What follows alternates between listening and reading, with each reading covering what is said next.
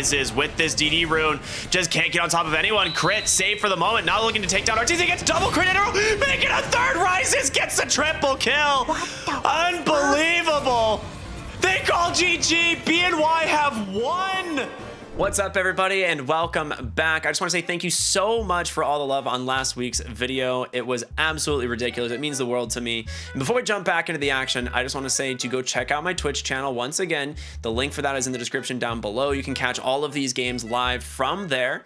I also listen to everyone's feedback, so we're doing things a little bit differently this time, and I hope you really enjoy the NA DPC Week 2 recap. All right, we are kicking this thing off by going through all of Division 1, so strap on in. For Tuesday, we've got Undying versus Simply 2-Based, and in game number 1, we had a pretty good lane stage from Simply 2-Based. Aurelia on his Queen of Pain put the smackdown on Bryle and the rest of Undying, while Little Nick also managed to find a lot of farm for his Doom. However, Undying pulled this game right back as Dubu made some really sick plays on his Disruptor, securing multiple kills on core heroes. Once we got to the late game, Undying was doing way too much damage for 2-Based to deal with, giving Undying the win in game number 1. The damage from Bryle. The Fiend Script comes through, but it's not going to matter. Canceled immediately. Little Nick now trying to hobble away. For game number 2, we get a very similar draft from Undying. They managed to pick up Luna for Tomato, and if history has taught us anything, his Luna is something to be feared. Simply 2-Based played a pretty solid early game, but were unable to stay with the pace of Undying. Once again, they're overwhelmed by Undying and Tomato on his Luna as he nearly gets a rampage as the throne explodes. Undying take this series in a swift 2-0. Just a matter of moments. There's Eclipse, and goodbye. Beyond godlike Tomato's Luna. Respect it, baby.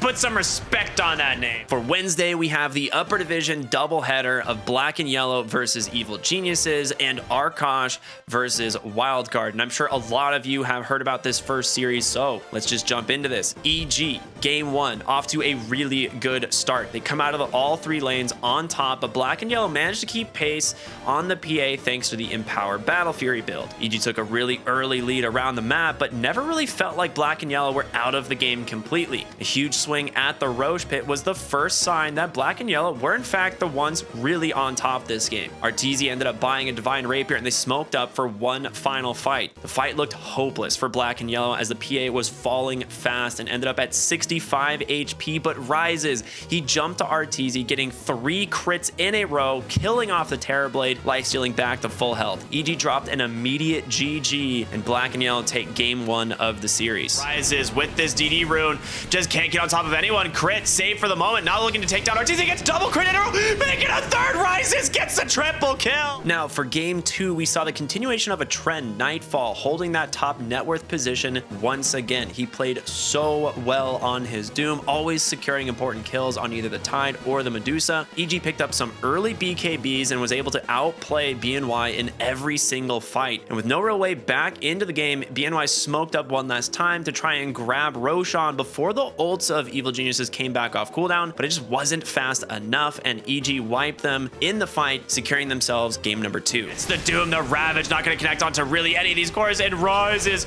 goes down on the Medusa, and they call the GG. They know it's over at this point. Now for the conclusion, in game number 3, EG rounded out the draft with a safe lane Shadow Fiend. Abed started to pop off on his Storm Spirit pretty early as expected, but Rises and Jubei managed to take advantage of space around the map and farm really quickly on this Gyrocopter. After a couple mid-game fights, Black and Yellow finally took their first lead of the game. The IO Gyro combination just proved to be way too strong for EG as they got wiped 2 fights in a row and tap out. Black and Yellow took the series 2-1 in an incredible upset. He pops all the healing. He's managed to kite them out. They're all falling one by one.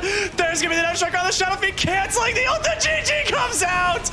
Evil Geniuses lose. Now it's time we move on to our second series of the day, Arkosh versus Wildcard. And in game number 1, we got a bit of an interesting draft from Arkosh. Wildcard had a great lane stage and Esk found several pickoffs with his Storm Spirit. He managed to get an early Orchid timing and made tons of space for the Sven. And when Wildcard decided to finally group up after Roshan, they made quick work of Arkosh, grabbing themselves a really swift game 1 victory. Oh, he finds Forsaken Oracle instead. Behind the tower, he gets the kill, and now Pale Horse trying to giga chat up, but guess what, Sam, he's too smart. They calls the GG. Now, what can we really say about game number 2 besides the fact that it was an absolute bloodbath? At one point, these teams were fighting constantly around the Radiant jungle and bottom lane. Wildcard managed to pick up 29 kills in the first 20 minutes of the game. At some point, this just became a highlight reel for Wildcard. They styled all over Arkosh and picked up a very convincing 2-0 for the series. But honestly, the best part of this whole series was definitely the all chat from Wildcard. They held nothing back and reminded everybody why we love this region oh so much. Right, can they actually get something here? Oh. That is really the perfect summary to this game. All right. It's time to fast forward a few days to Saturday, where we have Undying taking on Black and Yellow and Quincy Crew versus Arkosh. In our first game of our first series, this felt a little bit like an outdraft. Undying pick up a Riki, and normally this hero is a curse, but ended up working really well with their draft and countered out the Black and Yellow lineup. Brow ran his mid lane Morphling and made the Sven's farm look like child's play. Undying ended up grabbing game 1 just before the 25-minute mark very convincingly. He's gonna get chunked down by Brow. The GG comes through, and Shaggy as well to follow. And in game number 2, BNY picked up and bristled back, and it rounded out their draft fairly nicely, and it seemed like it was much better than game 1, but that didn't stop Undying from winning the lanes once again. Brow was an absolute monster on his TA, and Tomato managed to have a pretty easy time on his Ember Spirit. Black and Yellow took a great fight at the mid-tier 1 tower, but seemed to never really pull this combo together ever again, as the fights were always disrupted by the Tidehunter and the Weaver. Undying is really starting to look like one of the season's favorites as expected, and they close out the series with a quick 2-0 and continue to be the only undefeated team in Division 1. This looked impossible. It looked impossible for Black and Yellow to lose this fight. And to round out Division 1, again, we go back to Quincy Crew versus Arkosh. And in game 1, I was a little surprised. The lanes went fairly decent for Arkosh, except for mid. Mid was a disaster, and Quinn had a ridiculous lead on his Leshrac, and once the laning stage broke apart, so did Arkosh. They were unable to find any kills and slow down Quincy Crew. They continued to walk all over the map, punishing Arkosh anytime they dare leave the base. And once Quincy Crew got tired of playing with their food, they basically close out the game at the 25-minute mark. Monkey King cliffs himself. He's gonna die, Boundless Strike to take down the Weaver, but it's gonna cost you 3 heroes as Bloodseeker stuck here inside the enemy team. Now, for the beginning of game 2, it was off to a pretty hilarious start. We had some great all chat from Arkosh as expected after a 4-hero dive into the mid lane just to kill Quinn. But this is about all the fun that Arkosh was allowed to have for the rest of the game. It only took a few more minutes for Quincy Crew to turn up the pressure and find kill after kill.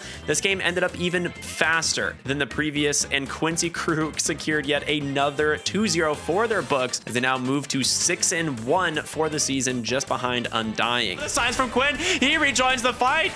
They're falling one by one. It's going to be a dieback on the Dawnbreaker and ultra kill for Yawar. All right, so let's head back to the beginning of the week where we started things off with some Division 2 Dota, and it's Electronic Boys versus Dogchamp. And all around, this series was really fun. Dogchamp really showed the strengths of their players by picking up so many different heroes between these games. And after a really intense game number 1 and game number 2, Dogchamp finally closed out this series with a super convincing game number 3. Now, this win brings them up to 1-1 for the season, allowing them to keep their promotional dreams alive. Instead, they're going to go for Oklahoma, and Oklahoma's going to be torn to shreds. Then bring back the Ogre. They want to play with him. Oh no, he broke. Now, the following day, we have 5-man Midas taking on the Cut. And what can I say for this series besides don't give Bristle back to the Cut? This is a major comfort pick for this team, and despite some smart drafting from 5-man Midas to try and counter it out, the Cut managed to win both games as soon as they picked up the necessary items. Now, with this win, the Cut maintain the #1 spot here in Division 2. Now they're fighting back. The Earthsplitter will hit. The Enemy's in trouble, but they're going against it for RL. RL trying to avoid the damage on the fist. They get killed by the God's Rebuke. Scorchbuck duck though. Okay, so it's time to fast forward a few more days again to Friday, where we have KBU taking on 5-Rat Forstaff. Despite falling in game 1 of this series, 5-Rat Forstaff managed to pull this series back their way, mostly because Nico had some incredible plays from the mid lane on his Ember Spirit in game 2, and a near perfect performance in game 3, finishing 13-1 on his Queen of Pain. Overall, games 2 and 3 were really solid performances from the entirety of 5-Rat Forstaff, as they took the series 2-1 over KBU. Ooh, wonderful to watch.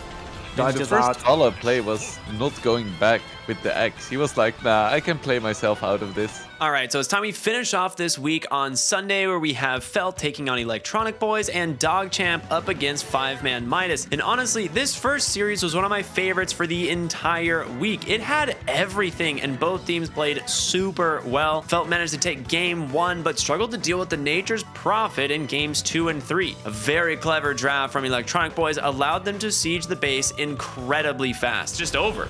It's actually... What the fuck was that damn? The fuck is that damage? What? I had never seen an Ancient fall as fast as in game 2. I definitely recommend checking it out. And E-Boys end up taking home this series 2-1, bouncing back from their earlier defeat this week. Arena comes through, but Murdoch pops the BKB. He's just gonna chase you down, Zor. You gotta run, sir. The Swift Blink, it's not enough. Triple kill for the Sven, and the GG comes out. Now, as our final series, we get 5-Man Midas taking on DogChamp, and in a weird way, I felt like this series went on a little longer than it should have, so unfortunate mistakes from DogChamp did end up costing them game number 1, and in game number 2 they still appeared a bit shaky. However, they do manage to pull it back and tie up the series to force a game 3. Just as in these previous games, it was really close. It could have gone either way, but this series comes to a conclusion with Rayla Lisa hitting a sick buyback and wiping the side of 5-Man Midas. They take the series 2-1 and move up to the top of the division right behind the cut. He's not going to get there, and Yorin is the one to get the kill. They stole and they even cancel the TP off of the Rubik. And GG is called.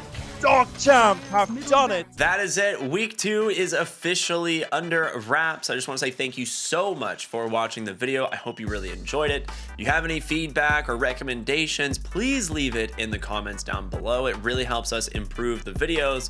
If you want to catch any of these games live, head on over to my Twitch. Links for that is in the description down below. And as always, have a wonderful day. See you next time.